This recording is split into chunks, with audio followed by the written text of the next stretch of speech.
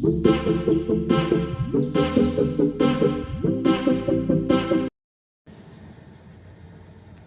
बच्चों, welcome back to learn NCERT. So आज हम लोग स्टार्ट करने जा रहे हैं अपनी एक्सरसाइज 4.3 का क्वेश्चन नंबर 4। और हाँ, इस चैनल पे आप लोगों को सभी चैप्टर्स के वीडियो सॉल्यूशंस मिलेंगे, प्लस आपके सारे बेसिक्स कवर हो जाएंगे। So make sure to subscribe. तो चलो पढ़ते हैं। Question is the taxi fare in a city is as follows. जो टैक्सी फेयर है, फेयर मतलब किसी चीज़ का, अगर आप कहीं पर भी ट्रैवल कर रहे हो तो उसका किराया देते हो ना, जैसे आप किसी व्हीकल से ट्रैवल कर रहे हो, पब्लिक व्हीकल से, ठीक है, तो वही है। The taxi fare in a city is as follows.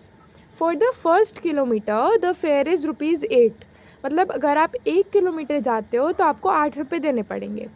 And for the subsequent distance, और अगर आप 1 किलोमीटर से ज़्यादा जाते हो, मान लो आप 2 किलोमीटर जा रहे हो, तो आपको पहले किलोमीटर के 8 रुपये तो देने ही हैं, प्लस आपने 1 किलोमीटर और चला है, 1 किलोमीटर और चला ना, क्योंकि आप टोटल 2 चले हो, तो वो जो दूसरा वाला जो किलोमीटर है उसके लिए आपको 5 रुपये देने पड़ेंगे। कितने रुपए? 5 रुपये। तो 8 और 5 13, तो आपको टोटल 13 रुपीज़ देने पड़ेंगे, ठीक है। अब taking distance covered as x kilometre, तो मैं डिस्टेंस कवर्ड को क्या लिखना है? x kilometre.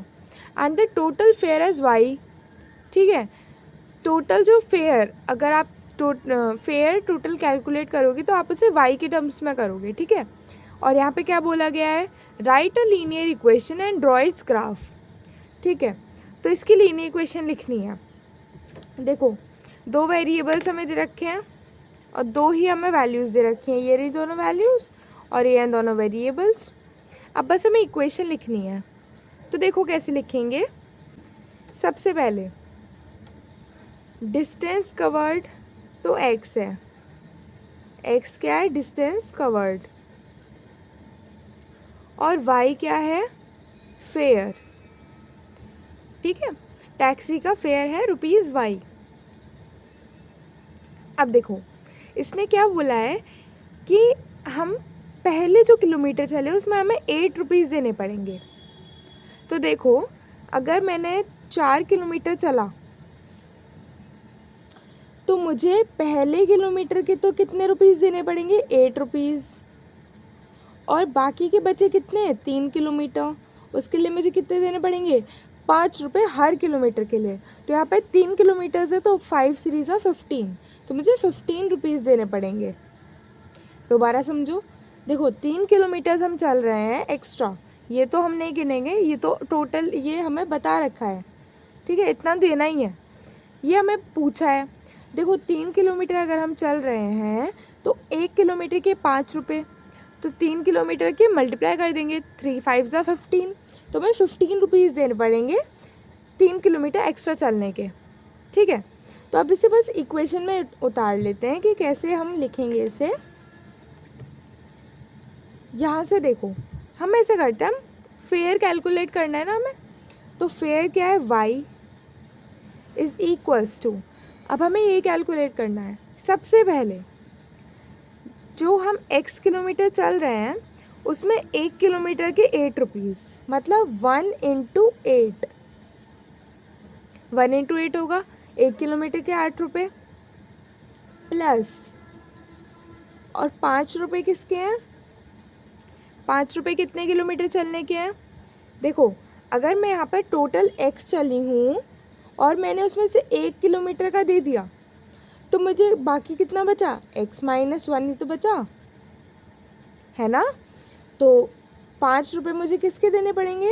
x minus 1 kilometre के। अभी देखो हमने क्या किया था, 5 3 से 15 करके निकाला था ना, बिल्कुल वैसे ही है। तो कितना आ जाएगा?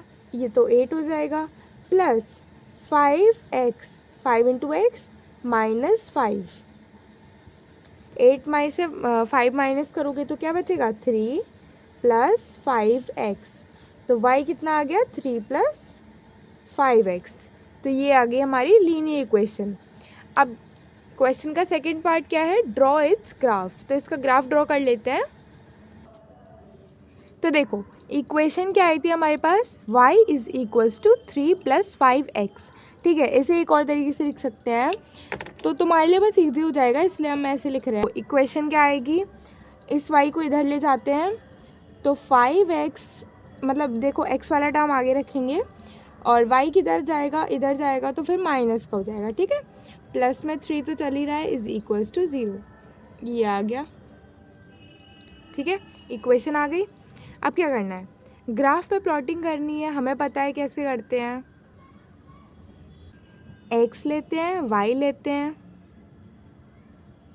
और उनकी कोई भी दो वैल्यूज़ ले लेते हैं। ठीक है, तो हम भी वही वाली कंसिडर करने वाले हैं, यहाँ पे 0 वाली। ठीक है, एक यहाँ पे 0 ले लेंगे, एक यहाँ पर 0 ले लेंगे। ठीक है, अब देखो y कितना हो जाएगा, y कितना हो जाएगा जब हमने x को 0 लिया है, तो 5 इंटू 0, इस इक्वेशन को देख रहे हैं हम, 5 इंटू 0 माइनस y हमें निकालना है, प्लस 3 इज इक्वल्स टू 0। ठीक है, 5 into 0 is 0, 0 minus Y plus 3, तो कितना हो जाएगा, मैंने आपको बताया था अगर 0 में से किसी नंबर को माइनस करते हैं तो वो माइनस का हो जाता है, तो minus Y plus 3 is equals to 0। तो 3 को इधर लेके जाओ, तो minus Y is equals to -3, है ना, यहाँ पे प्लस का है तो इधर जाके माइनस का हो जाएगा और माइनस से माइनस कैंसिल हो जाएगा। ठीक है, तो y कितना आ गया, 3 आ गया। x 0 रखने पे y कितना आ रहा है, 3 आ रहा है। अब जब हम y को 0 रखेंगे तब क्या आएगा हमारे पास, अब रखते हैं y को 0। ठीक है, तो 5x तो ऐसे ही रहेगा, -0 प्लस 3, तो 5x, अब कुछ भी माइनस नहीं किया ऐसा समझो, तो 5x plus 3 is equals to 0। अब 3 को इधर लेके जाएंगे, देखो x की वैल्यू चाहिए तो सारी वैल्यूज़ को राइट हैंड साइड शिफ्ट करना पड़ेगा, तो 5x is equals to -3, plus का 3 है माइनस का 3 हो जाएगा, और x निकालना है तो x कितना हो जाएगा, -3 डिवाइड बाय 5, क्योंकि यहाँ पे मल्टीप्लाई में है, -3/5 आ गया। अब थोड़ी यहाँ पे घिच पिच ना हो इसलिए ऐसा करते हैं, इसे रिमूव कर देते हैं यहाँ से। ठीक है, ऐसे हटा देते हैं, उसके बाद हम ग्राफ बनाते हैं अपना। ठीक है, तो देखो x जब 0 है, 0 यहाँ पर होता है x 0, तो y कितना है 3, मतलब हमें ये वाला पॉइंट मिल गया। जब y 0 है, मतलब यही वाला अगेन पॉइंट, तो x कितना है -3/5। तो देखो x माइनस में कब होता है, यहाँ पर होता है, मतलब मुझे पता चल गया मेरी वैल्यू यहीं कहीं पर आएगी, पर मुझे पता नहीं है ना एग्जैक्टली, तो इससे 5 को 3 से डिवाइड करके देखते हैं, सॉरी 3 को 5 से डिवाइड करके देखते हैं। ठीक है, माइनस साइन लिखने की ज़रूरत नहीं है, उससे कोई फ़र्क नहीं पड़ेगा। तो देखो कितना आता है, नॉट डिवाइड का 0, पॉइंट लगा के 0 बढ़ा दिया, 5 6 ज़ा 30, कितना आया 0.6, 0.6 आया है। ठीक है, तो अभी ये देखो माइनस में है क्योंकि मैंने -3 लिया था, पर यहाँ पे नहीं लिया, इसलिए ये कितना आ रहा है -0.6, मतलब ये 0 से तो बड़ा है, देखो 0 से बड़ा है पर -1 से छोटा है। ठीक है, तो ये कहीं यहाँ पर आएगा। ठीक है, ये वाला पॉइंट प्लस ये वाला पॉइंट, इन दोनों को कर देते हैं ज्वाइन। ठीक है, तो ये देखो मैंने कर दिया है ज्वाइन। अब इन कोऑर्डिनेट्स के नाम लिख दो,